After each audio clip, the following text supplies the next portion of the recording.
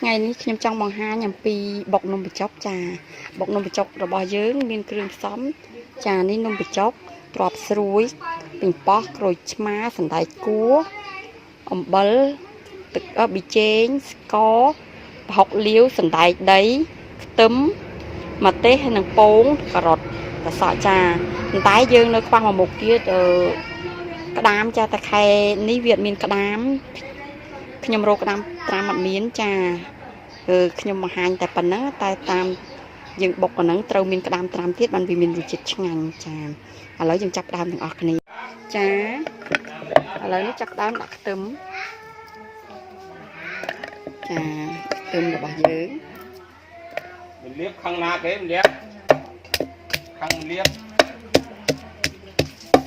តបមកម្ទេសយើងដាក់តាមចិត្តដែលយើងចង់បានលៀបខាងណាគេចាចង់ហូប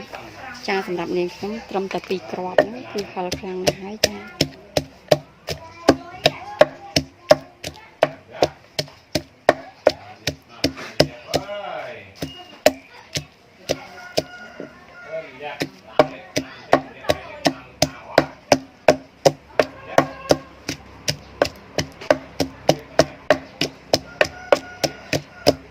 យើងអត់មាននីងតែវាមិនបញ្ហាទេយើងអត់មានក្តាមចាតែអ្នកខ្លះគេចូលចិត្តក្តាមអ្នកខ្លះក៏អត់គាត់តែដាក់ក្តាមទៅវាឆ្ងាញ់តែខែនេះនាងខ្ញុំដើររកដែរតែរកវាអត់បានក្តាមចាចង់រកក្តាមខ្លាំងណាចាឥឡូវចាតែចាចាប់ដើមដាក់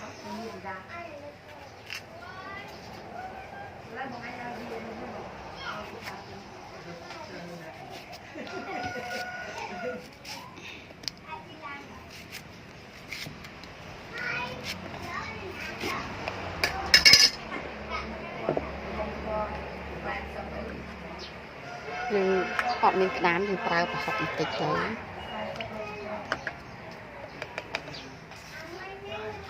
្ករពីរលាបវាទៅប៊ីចេង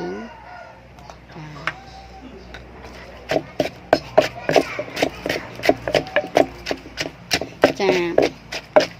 ភ្លេចប្រើបើយើងប្រើជាមួយទឹកអំពិលទុំហ្នឹងឆ្ងាញ់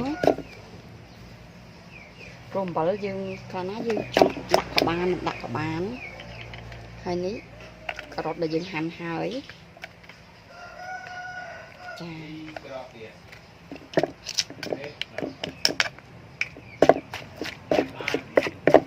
សណ្តែកគួរ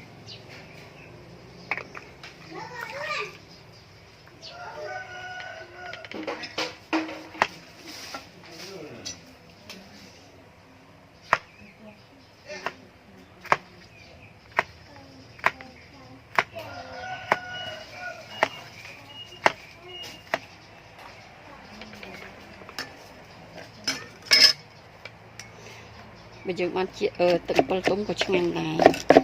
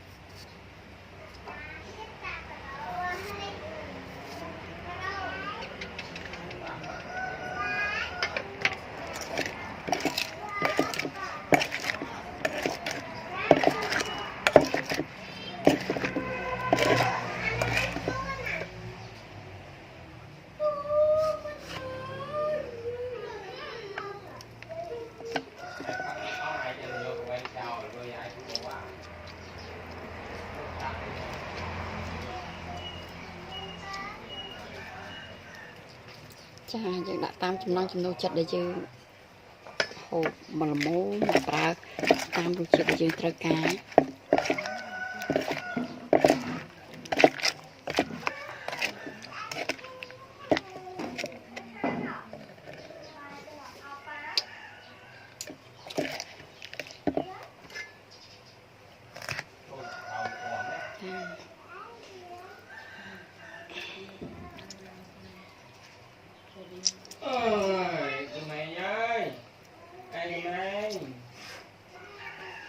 យើង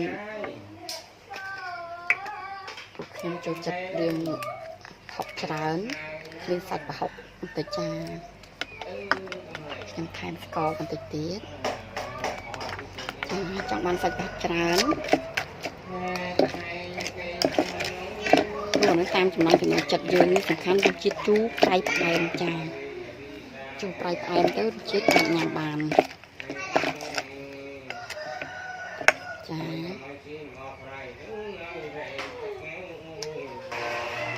ហើយយើងរៀបនំបញ្ចុកយើងអញ្ចឹងមក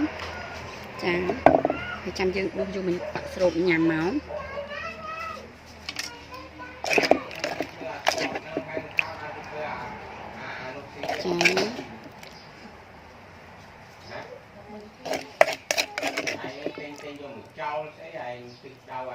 ចាបែបនេះមក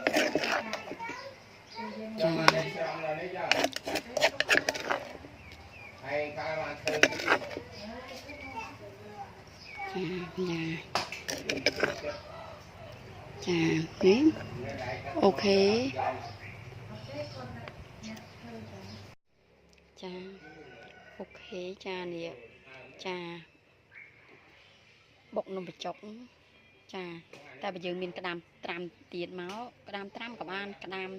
នេះក៏បានដល់យើងត្រាំតែមួយល្ងាចយកមកដាក់មកក៏កាន់តែឆ្ងាញ់ចានេះបុកនំបញ្ចុកចា